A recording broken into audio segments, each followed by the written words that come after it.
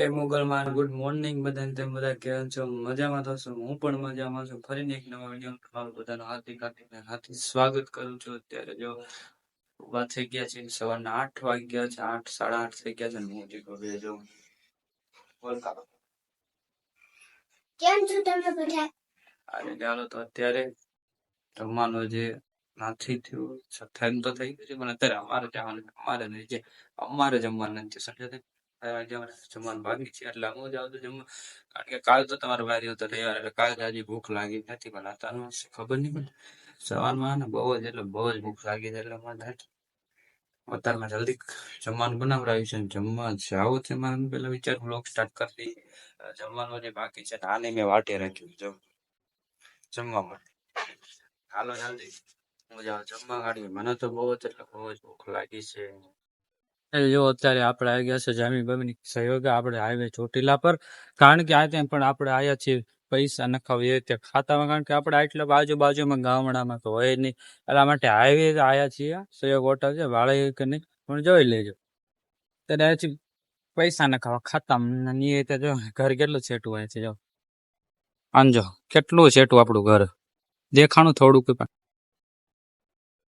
એટલું આપણું છેટું ઘર છે ને. અહીંયા હાઈવે પર આવ્યા પૈસા નખાવા થોડાક ફળ ફ્રૂટ લેવા, એટલે જયલાભાઈ આયા છીએ પંથા.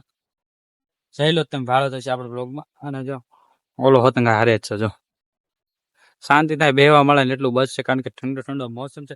જલ્દી જાવી નકર હમણાં તડકો થઈ જાય છે ને ઘરે પહોંચશો એટલે બસ થઈ જશે આટલો તડકો. જલ્દી પૈસા નખાય ને ઘર ભેગા થાય હાલ.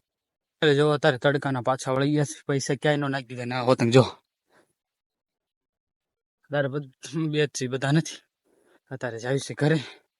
એટલે બહુ જ તડકો થઈ ગયો. ચાલો જલ્દી આખી બળવા માંડી. એટલે જો સાંજનું ટાણું થઈ ગયું છે ને બપોરે વહી ગઈ હતી લાઈટ, એટલે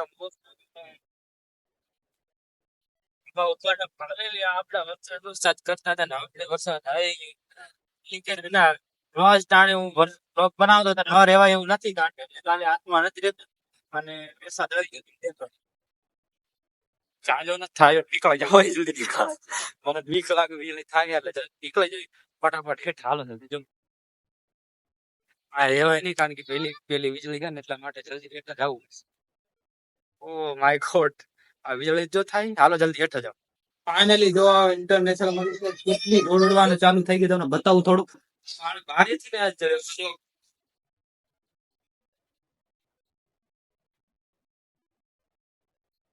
અને સરખું દેખાતું નથી, એટલું બહાર અંદર બધી સાઈડ છે. જો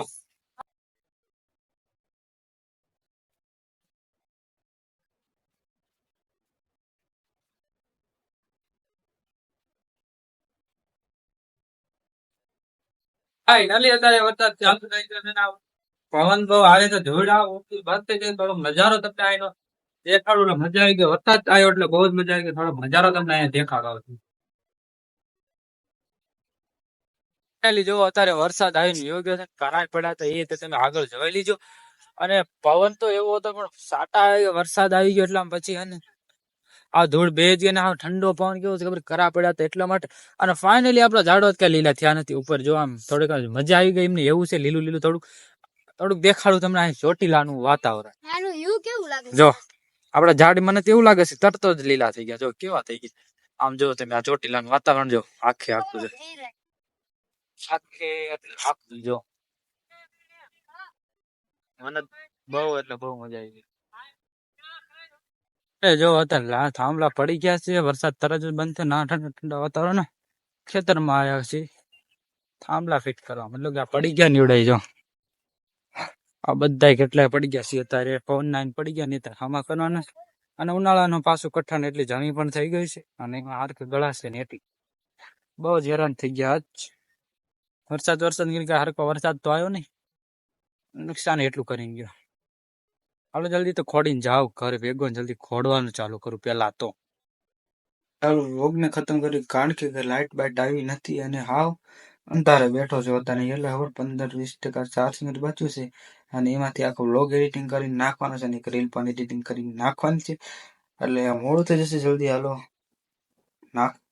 જલ્દી વ્લોગ ખતમ કરીએ. નકર વ્લોગ તો લાંબો કરવાનો જ હતો, પણ યાર લાઇટ એને શું કરી, કારણ કે એક બે દિવસ તો લાઇટ ને આવે. જય શ્રી રામ, મળી કાલે નેક્સ્ટ અને બીજા બ્લોગ સાથે. બાય બાય, જય શ્રી રામ, દાદા, થેન્ક ફોર વોચિંગ, બાય.